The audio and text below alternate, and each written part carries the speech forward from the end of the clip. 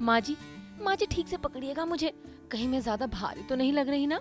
अरे नहीं गोपी बहू, तुम बिंदास स्टंट करो। और वैसे भी तुम्हें तो ये हवा में लटकने की आदत है, पहली बार थोड़ी ना कर रही हो तुम ये सब। हाँ माँ जी, वो तो है। अब चाहे कुछ भी हो जाए, लेकिन मीरा की बेगुनाही का सबूत तो मैं लेकर आऊंगी ही।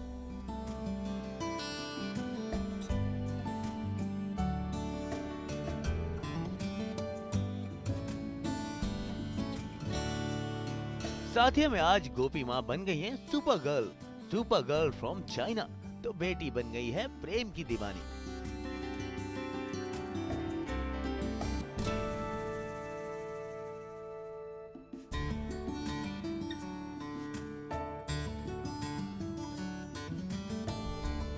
माँ हार्नेस लगाकर बेटी के लिए छज्जे पर चढ़ रही हैं, तो बेटी लाल साड़ी पहनकर फांसी पर चढ़ने की तैयारी कर रही है।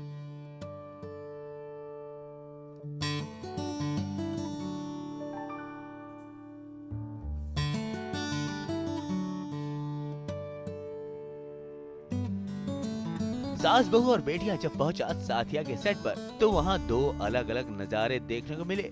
एक तरफ मीरा को फांसी की सजा सुनाई गई, तो वहीं दूसरी तरफ गोपी और कोकी कर रही है मशक्कत। और मरने से पहले मीरा की आखिरी ख्वाहिश है ये लाल साड़ी पहनना।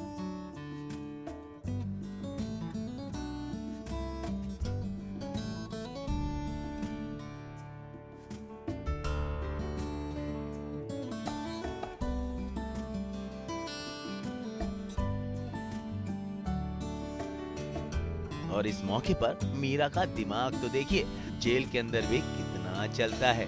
शीशा नहीं मिला तो इस थाली को आईना बनाकर मांग भर ली।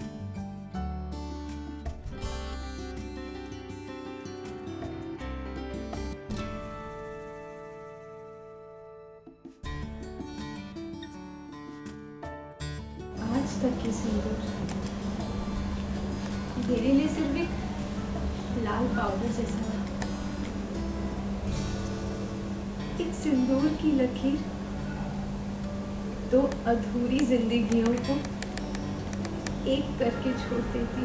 ये अवतार मैंने सिर्फ और सिर्फ इसलिए लिया क्योंकि मुझे पूरा फेथ है कि धर्म जी आएंगे, धर्म जी जिंदा है और मैं नहीं मरूंगी।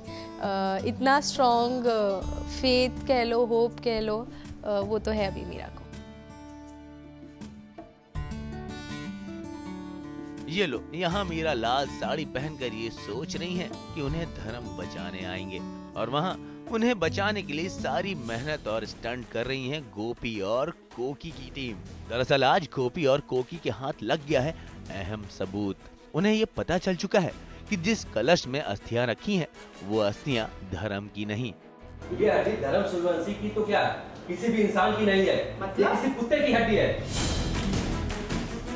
पापा जी की जो अस्थियां थी, अस्थि कलश में से वो पानी में बहाने जाते हैं, तो मैंने वहाँ से चुरा ली वो हड्डी देखने के लिए कि सच में पापा जी की है या किसी और की, क्योंकि हमें शक है, मुझे, माँ को, दादी को, कि धर्म जी जिंदा हैं अभी।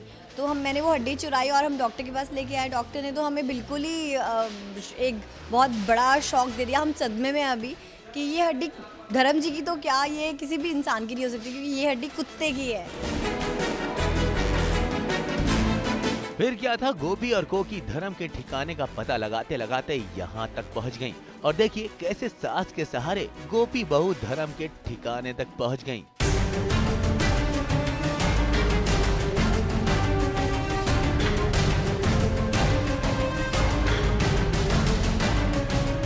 उम्मीद की एक किरण जो मेरे मन में जागी थी, उसका एक प्रमाण मुझे अवश्य मिल गया है, ताकि अब हम मीरा को निर्दोष साबित कर सकेंगे।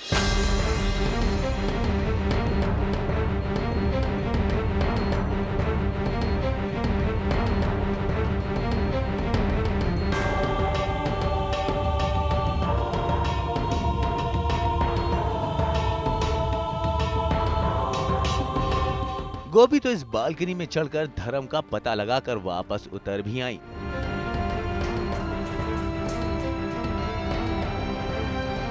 लेकिन जरा पर्दे के पीछे का नजारा तो देखिए।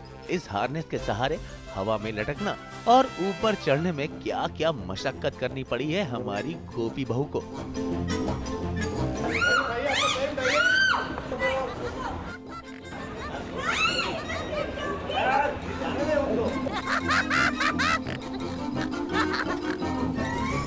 चलिए, अब गोपी को तो धर्म के जिंदा होने का सबूत मिल चुका है।